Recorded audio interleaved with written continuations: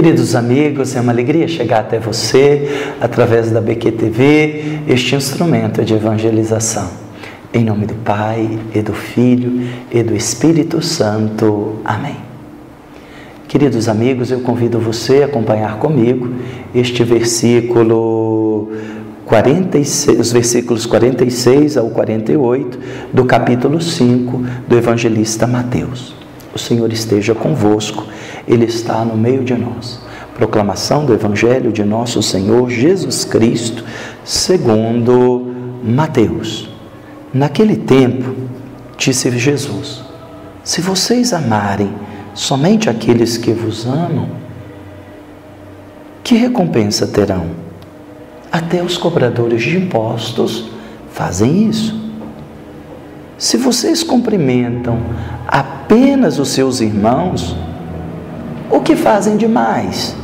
Até os pagãos, os gentios, não fazem isto? Portanto, sejam perfeitos, como é perfeito o Pai Celeste de vocês. Palavra da salvação.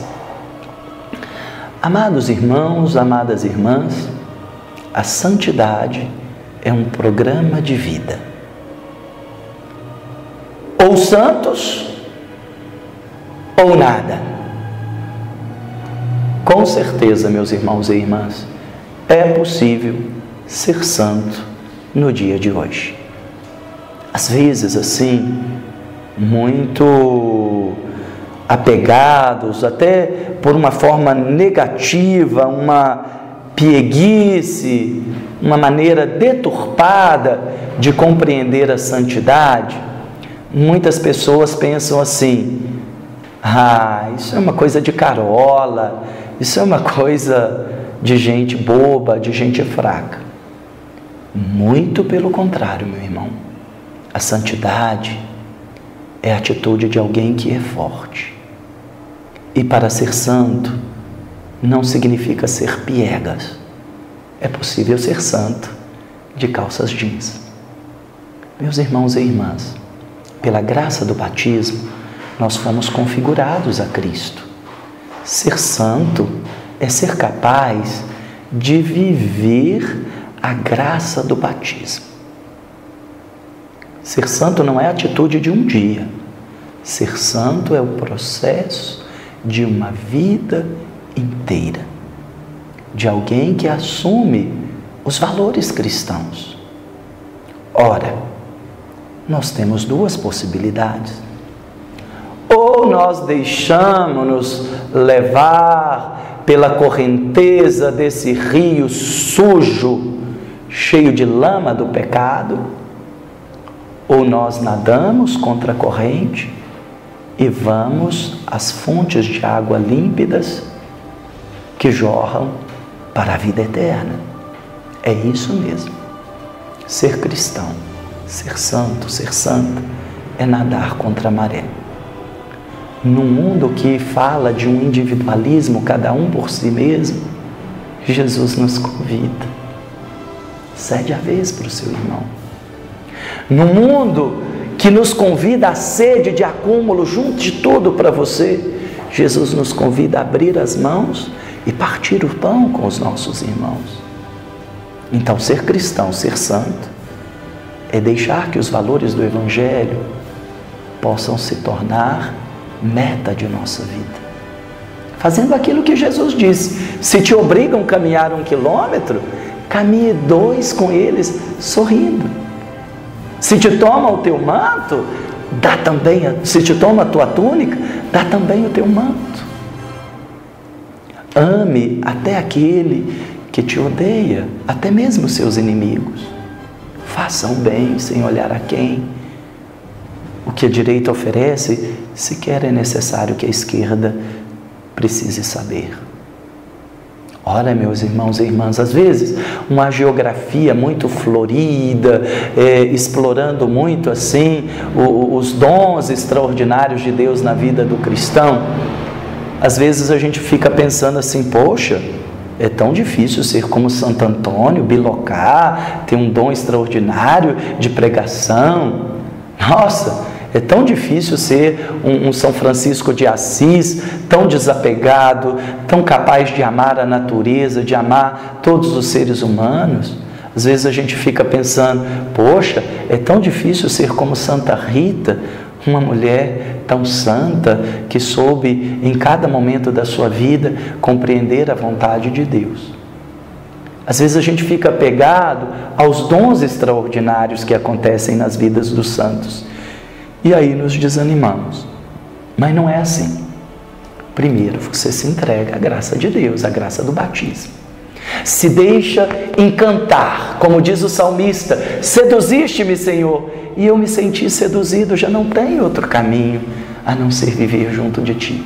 Apaixonado por Jesus, a gente vai ser capaz de ir se configurando no dia a dia, como barro na mão do oleiro.